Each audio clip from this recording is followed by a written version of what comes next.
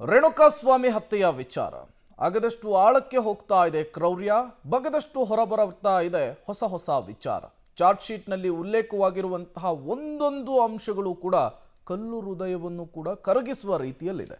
ಹಾಗಾದ್ರೆ ಮತ್ತೇನೆಲ್ಲ ಬೆಳವಣಿಗೆಗಳಾಗಿದೆ ನೋಡ್ತಾ ಹೋಗೋಣ. ಚಾರ್ಜ್ ಶೀಟ್ನಲ್ಲಿ ಡಿ ಗ್ಯಾಂಗ್ನ ಕ್ರೌರ್ಯ ಮತ್ತಷ್ಟು ಮಗದಷ್ಟು ಅನಾವರಣ ಆಗ್ತಾ ಇದೆ. ಬೇಡ ಬೇಡ ಅಂದ್ರೂ ಕೂಡ ಚಿಕನ್ ಬಿರಿಯಾನಿಯನ್ನ ತಿನ್ನಿಸ್ಲಿಕ್ಕೆ ಮುಂದಾಗಿದ್ರಂತೆ ದಾಸ. ರೇಣುಕಾಸ್ವಾಮಿಗೆ ಬಿರಿಯಾನಿ ತಿನ್ನಲಿಕ್ಕೆ ದರ್ಶನ್ ಆಜ್ಞೆಯನ್ನ ಹೊರಡಿಸಿದ್ರಂತೆ. ನಾನ್ ವೆಜ್ ತಿನ್ನಲ್ಲ ನಾನು, ಬಿಟ್ಟುಬಿಡಿ ಅಂದ್ರೂ ಕೂಡ ಕೇಳಲಿಲ್ವಂತೆ ಕರಿಯ.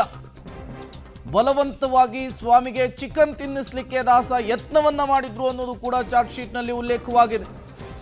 ಬಲವಂತದ ಚಿಕನ್ ಬಿರಿಯಾನಿಯನ್ನ ತಿನ್ನಲಾಗದೆ ಉಗಿತಾರೆ ರೇಣುಕಾಸ್ವಾಮಿ.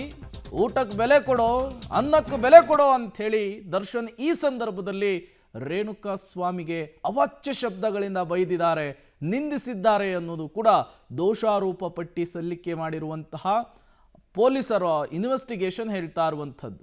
ಬೇಡ ಬೇಡ ಅಂದರೂ ಕೂಡ ಚಿಕನ್ ಬಿರಿಯಾನಿಯನ್ನು ತಿನ್ನಿಸಲಿಕ್ಕೆ ಒತ್ತಾಯವನ್ನು ಮಾಡಿದ್ದಾರೆ. ಒತ್ತಾಯ ಮಾಡಿದ್ದಲ್ಲದೆ ಬಲವಂತವಾಗಿ ತಿನ್ನಿಸಿದ್ದಾರೆ. ತಿನ್ನದೇ ಇದ್ದಂತಹ ರೇಣುಕಾಸ್ವಾಮಿಗೆ ಬೈದಿದ್ದಾರೆ, ನಿಂದಿಸಿದ್ದಾರೆ ಅನ್ನೋದು ಕೂಡ ಚಾರ್ಜ್ ಶೀಟ್ನಲ್ಲಿ ಉಲ್ಲೇಖವಾಗಿರುವಂತಹದ್ದು.